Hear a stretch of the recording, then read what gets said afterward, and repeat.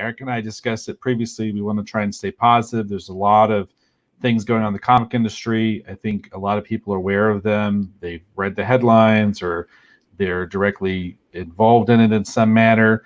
I don't have a lot of interesting insight into it other than to say that what's currently going on is unfortunate, and that hopefully we can all find a way through. And by we, I'm talking about comic book fans, that we can all find a way to come together and find a solution that works for the local comic store, that works for the fan, that works for everyone. And then all of my pop culture news are just kind of warm, fuzzy. Well, Dave, speaking of that, I do have some interesting news on that front that is positive. So we have a comic CBR, CBR.com, comicbookreview.com article. It says, report, publishers develop temporary distribution solution via ComicHub. Says, due to the Diamond Comic Distributor shutdown, the industry will use ComicHub to give readers access to digital books with print copies to follow.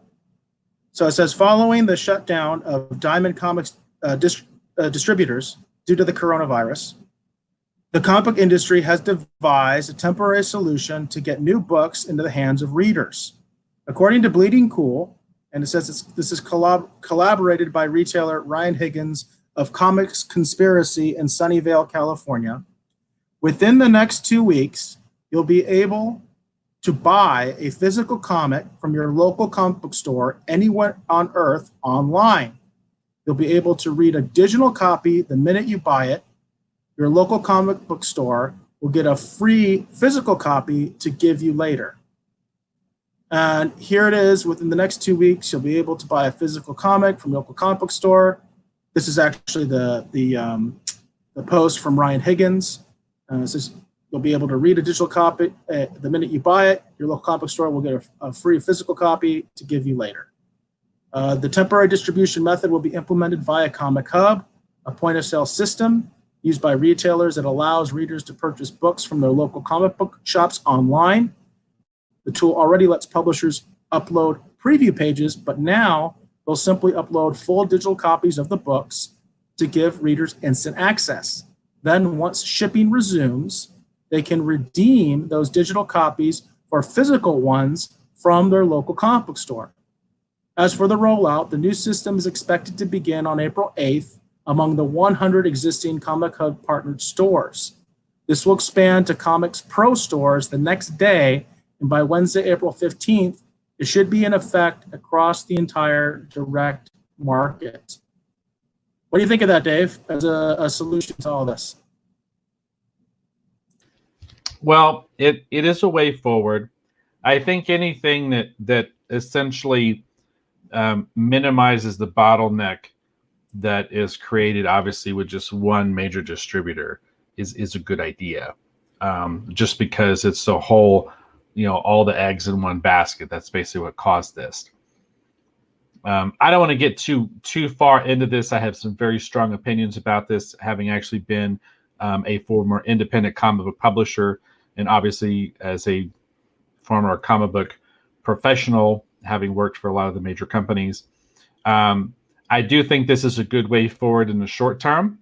The distribution problem is sort of a problem that's existed for a long time. There's a question of access for independent publishers. There's a lot of minutia to this. It's way too much to unpack. But I do think that right now, for the current situation that the industry finds itself in, this is a way forward in the short term. Are you familiar with Comic Book Hub?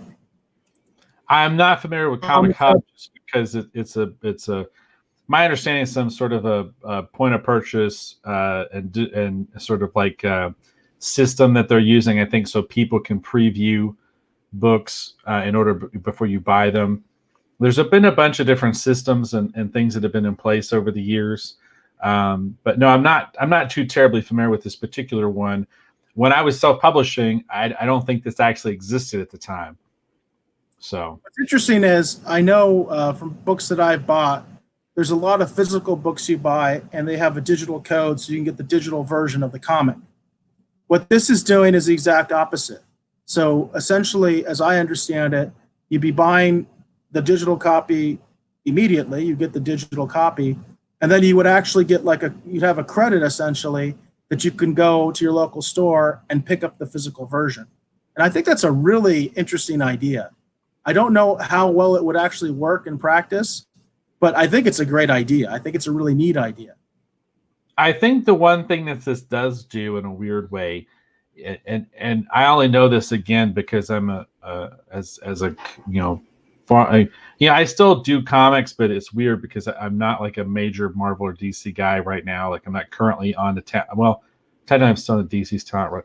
Okay, that's complicated. Let me just say this, okay? The one thing I see, okay, because I do actually still see royalties for comics and digital versions of books that are sold, for example, things that I worked on. I do see that if you're purchasing a digital copy of a book and then you get the print one later, for DC anyway, with their current existing system in terms of how the royalty plan and the royalty system works, this is going to cause some hiccups and some snafus. And I've also seen some additional reporting that DC is going to use different channels in order to just still get physical copies out to people. So I don't know if this announcement necessarily includes DC in it, if it includes Marvel in it, if this is something that primarily has been agreed upon by the independent companies, because I know that a lot of the independent publishers came out and issued a statement, we want to work with you and figure out a way forward. So without knowing exactly, you know what I mean, who this involves, because it doesn't say in terms of what publishers are involved. Right. I know that for DC anyway, it creates a weird potential problem because of the current existing system as far as how royalty payments are essentially metered out, because you get a smaller percentage. How does it work with digital comics in general? Well, you see a percentage of physical copy sales, and then you also see a percentage for digital.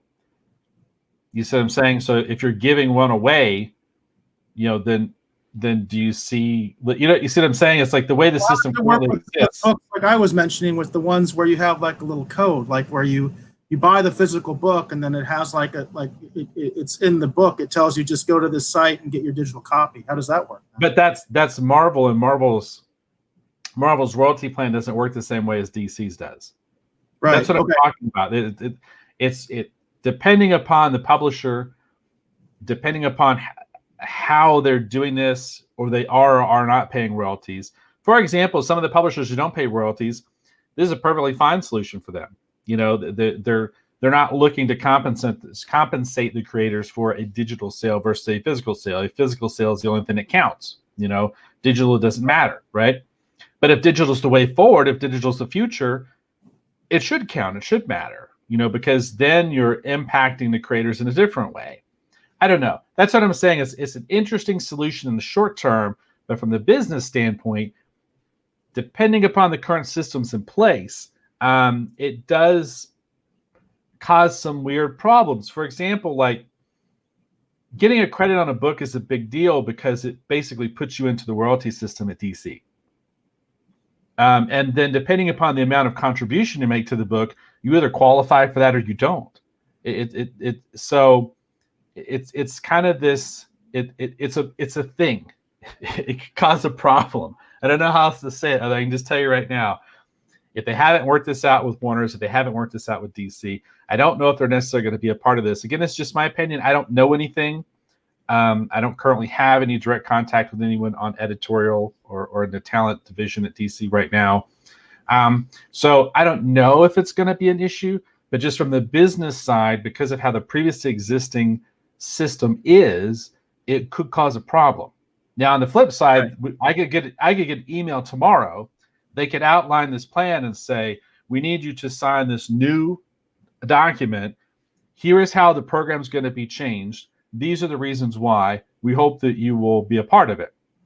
And then it's just on me to just say, sure, okay, digital signature, send, and then I just agree that I'm okay with the new plan based off of the current market conditions. So it seems like this would definitely, though, it would probably work for independent creators that aren't doing, creator-owned projects and things like that. Image comes to mind, something like that. Like it wouldn't have that issue. You know what I mean?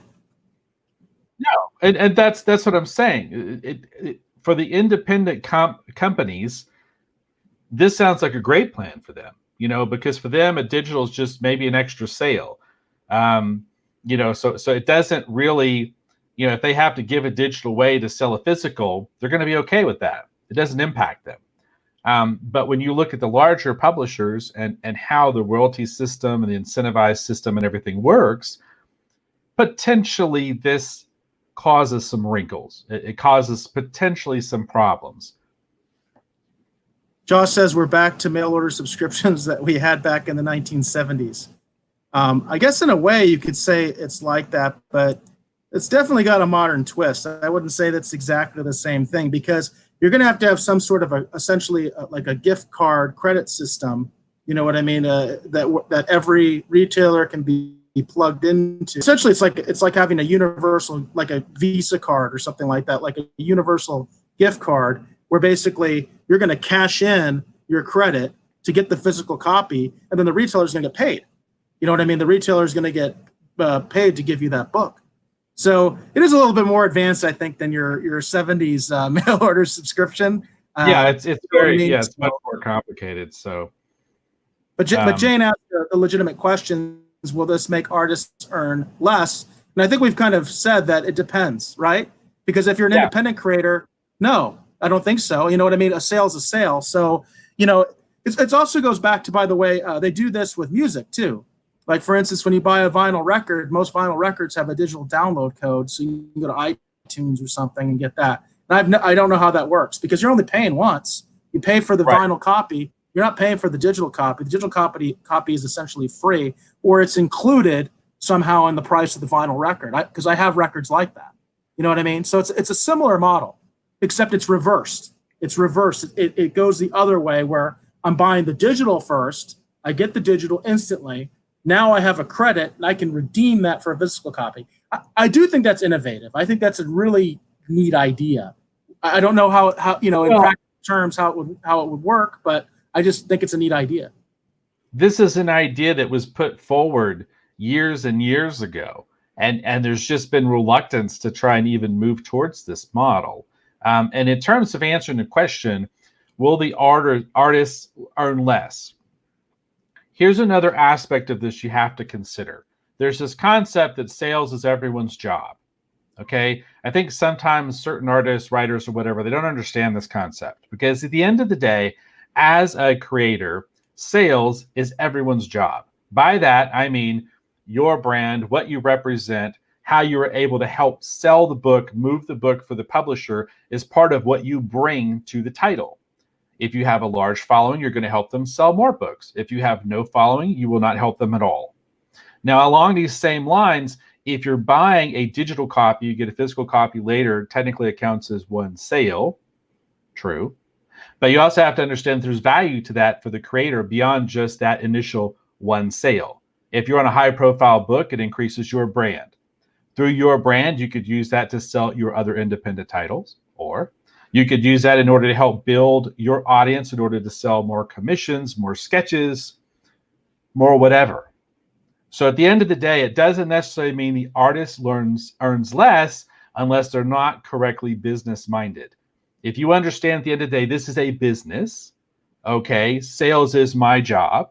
If they're helping me to promote and build my brand, then you're also thinking, I'm going to do the best I can for them, but I'm also going to do that, number two, for me, because it helps me build my brand. And I'm going to, while I'm helping them sell their book, I'm going to find ways that I can monetize what I represent, in order to make sure that I actually make more money. It's the same, it's you just have to think in terms of, this is a business, and how can I make the best of this opportunity? How can I do right by my employer? How can I do right by my publisher? But at the same point, how can I also do right by me? You should always be looking out for your interests at the end of the day. And sometimes it is better to make a little bit less for a greater opportunity, because it may have a greater payout down the road. If you're looking in terms of, I'm building an audience, I'm building a reader base, how can I better serve them? That's going to pay more dividends down the road. It's all about how you look at it, how you look at the opportunity and how you weigh how it's beneficial, hopefully, to everyone. Right.